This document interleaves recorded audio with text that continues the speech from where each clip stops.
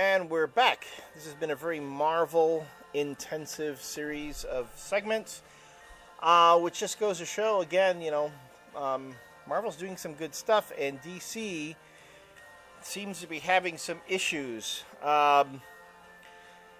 One issue is this Adventure Comics Zero, $1, which you would think would be a total great, awesome idea.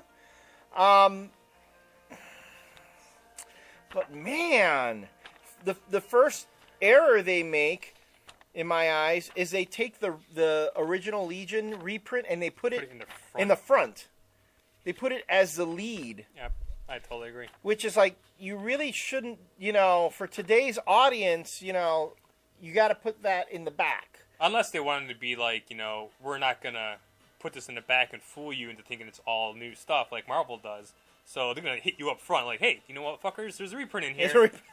Okay, that's true. Maybe. I don't know.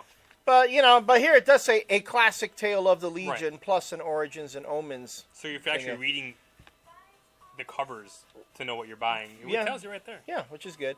And then you have this original story by Jeff Johns, which is... oh, goodness. 1, 2, 3, 4, 5, 6 pages.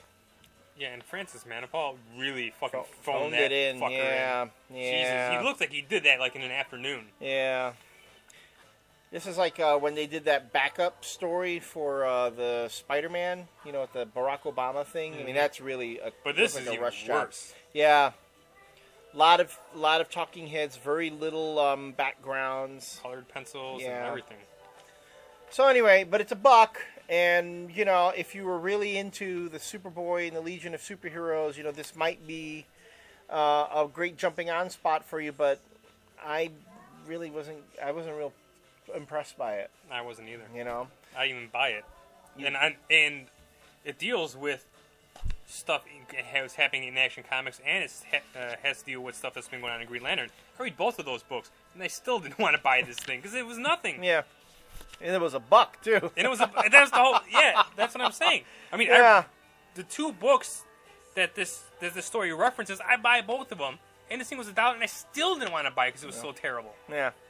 So how do you take a $1 book and people not want to buy it? I don't know, man. It takes a lot to fuck that shit up. And DC did it.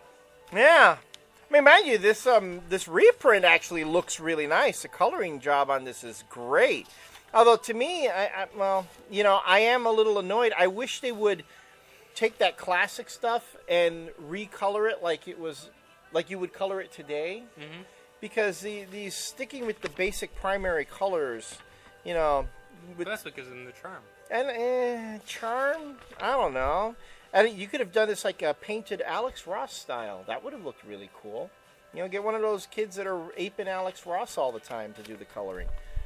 Needless to say, $1 issue, and But Elliot, I ask you, you always talk about how comics are too expensive for people to get into, and this is only $1. Why are you ripping on it? Because even though it should still be good, you want to make it cheap, fine, but don't make it crap. Yeah. Hell. I never thought I'd be complaining about $1 comic. Well. Because, the last one that DC did for 50 cents during the summer, which was the kind of the lead-in into Final Crisis, that was pretty good. 50 cents. Mm-hmm. That's a lot better than this thing. Yeah. No, that 50-cent book was really chock full of a lot of stuff, too. Yeah. And this, not so much. Not so much. This doesn't even look like it. It's really not even worth $1. You get a reprinted one, and this story is just so terrible. Yeah. Mm. And don't even get me started on what they're doing with the Black Lanterns, because I think that is kind of a travesty. Well, maybe we'll leave that for Last Rants. Oh, maybe we will. Or maybe we will. Okay. We'll see you folks back for Last Rants.